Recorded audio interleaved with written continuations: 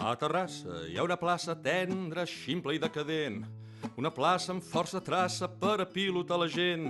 estratègica se'ns planta al vell mig d'un cau d'humans i amb anàrquica carpanta va cruspint-se els vianants. Quan al vespre estén els braços i el rei sol se l'endú el vent, centenars de colzinassos omplen bancs i paviment i una boira de paraules i fumera vegetal ens guarneix les velles aules de l'escola campanera de l'asfalt.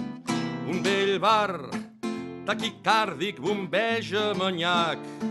una sang que germana el conyac amb el pastís i fabrica anticossos d'anís. El priorat fa petar-la amb el rom i un tallat i rumbegen cambrers i clients per uns espais inexistents.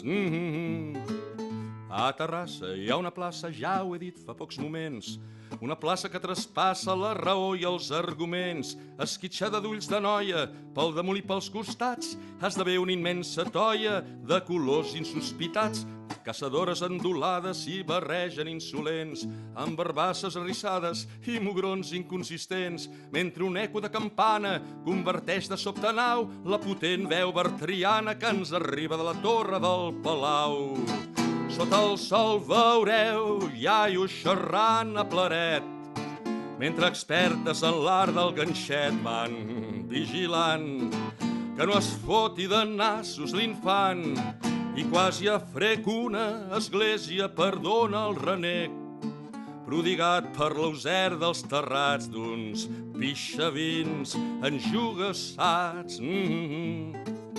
Si passeu per una plaça del Vallès Occidental i veieu que amb poca traça recolzada en un fanal s'alça encara la presència poca solta i d'ull ferreny de la meva adolescència marginada a cops de seny, feu plegats una cervesa i parleu del temps que fuig, dispareu a la tristesa fins cremar el darrer cartutx i com qui no vol la cosa compartiu un somni d'or que a ningú no li fa nosa, una plaça intransferible al fons del cor. Una plaça intransferible al fons del cor.